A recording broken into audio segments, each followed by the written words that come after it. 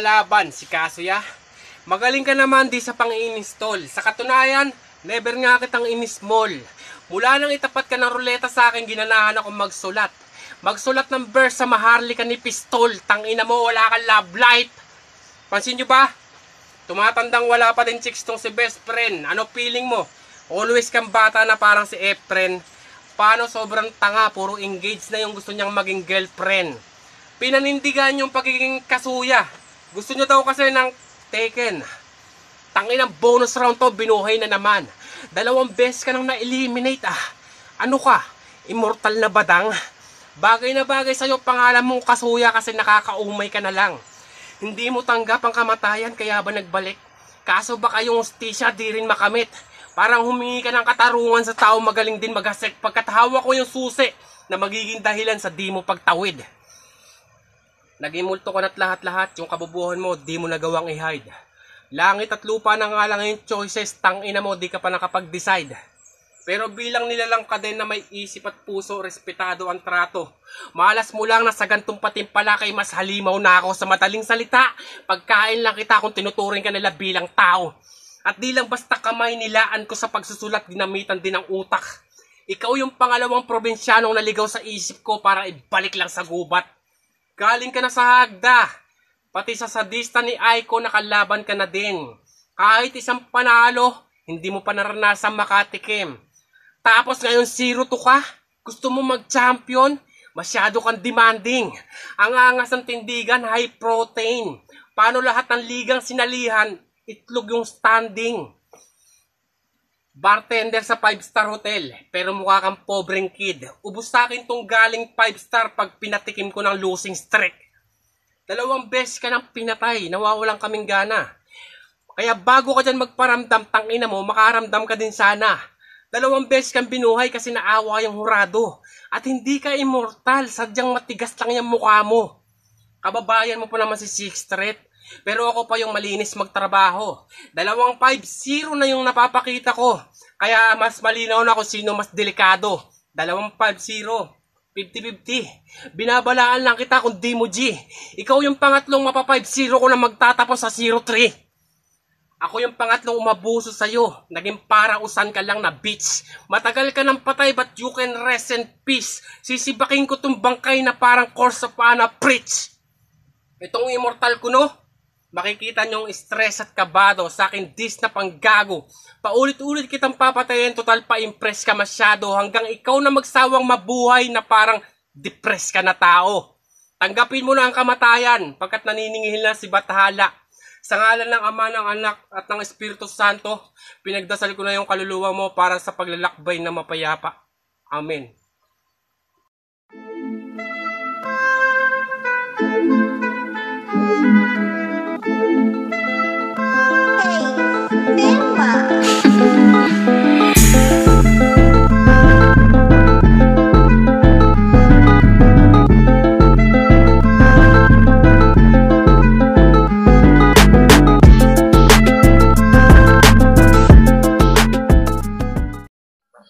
Hey kiddo, you wanna hear something cool? Don't worry, it's not bad. But after you listen it, please, don't be mad, okay? Musta pre? Nakahanda na ba yung hinanda? Alam ko naman na jokes lang ang yung dala. Na case you offbeat ako, hindi preparado, talunan at walang kwenta na kalaban. Hindi ba? Pero hanggang kailan ka magpapakulong sa aking nakaraan? Di mo ba ako kayang talunin sa aking kasalukuyan? Malaking problema to sa'yo. Tandaan mo to kiddo, na wala akong tiningala na santo. Wala sa oras ang pagbaba mo kung nakabase ka sa standing pues knockout ka sa laban natin na to. Suntok ko'y pangkatok sa tulog mo na isipan. Yayanig yung utak mo, makikita sa isip mo ang nagawa mong kababuyan. May anak kang pinalaki, yan ang lagi mong binanggit. Pero nanggaling sa dumi ang pira para lang matabunan ang iyong kakulangan at ang batay matustusan. Teka lang, may tanong ako sa'yo. Kaya mo bang ipakilala sa anak mo yung babae na iniwanan mo pagkatapos mong ginatasan? Pero real talk man, proud ako sa anak mo.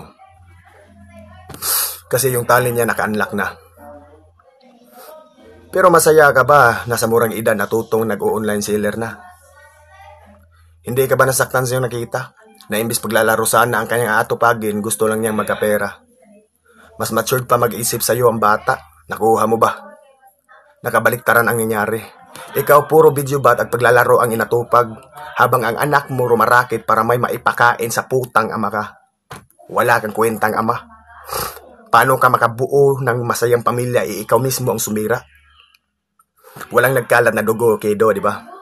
Pero ramdam mo ang bara kung tumarak sa iyong puso. Kaya kitang payungan, ngunit di mo pwedeng silungan. Alam mo naman ang sulat ko ay anino ng kamatayan. Huwag mo kong lapitan pag ikaw ay nainitan. Paralisado kang susuko sa puno kung sinukuan. Di ba mahilig kang gumawa ng kwento? Pues meron din akong kwento, kasiyahan lang. Mahilig ka sa tawanan. Bininta ang sarili para sa sandaling kasiyahan. Wala kang panindigan. Ngayon malalaman mo na lahat ng bagay may katapusan.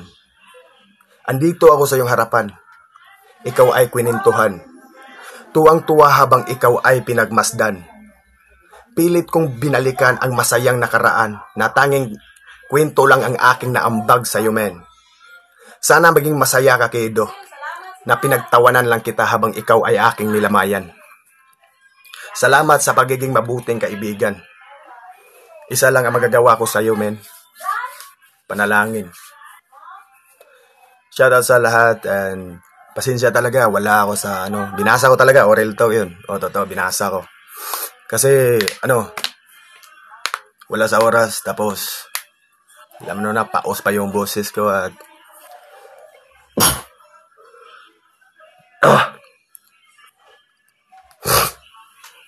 magkakatrangkaso ako dito.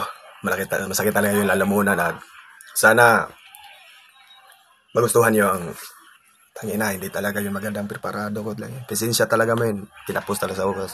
Big shout out sa Horado.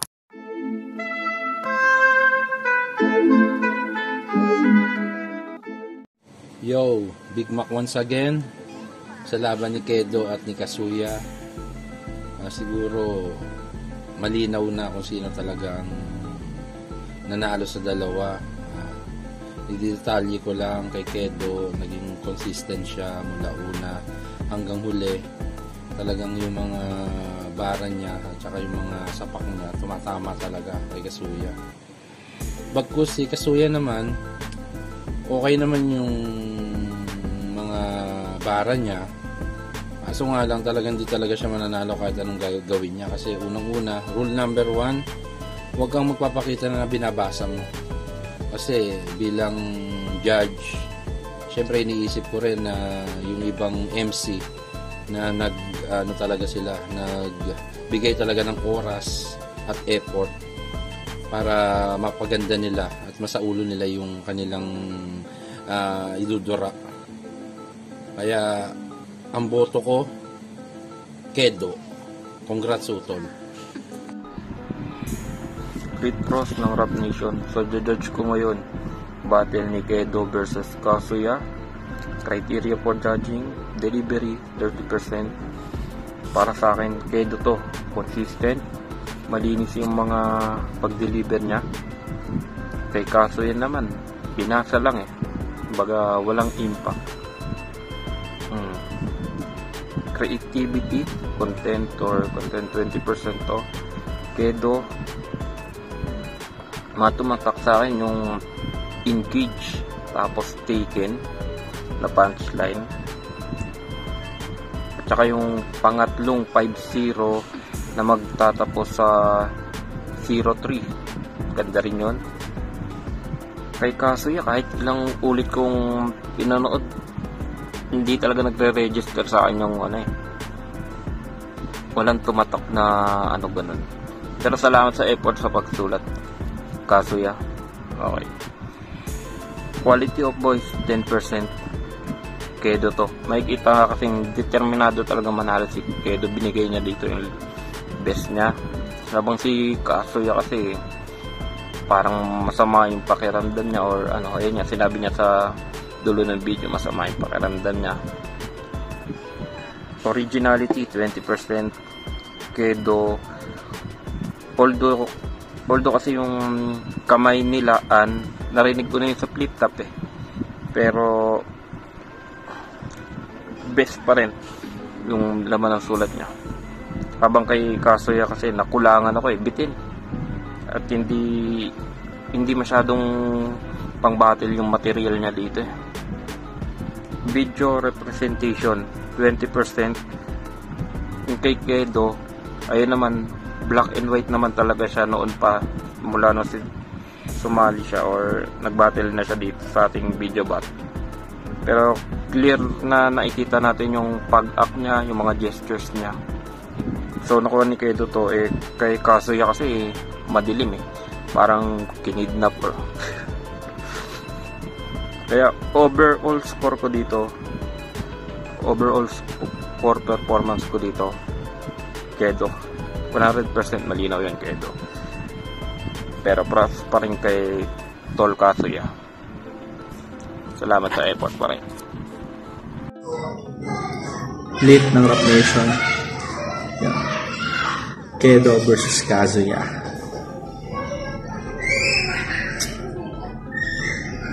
Lakas ni Kedo dito. Kedo consistent yung mga binibitawan niya. Mga banat niya. Consistent talaga. Simula ko nang kay Kazuya naman. Parang humina ito si Kazuya. So, parang kinamad na. Kesa sa mga nauna niya mga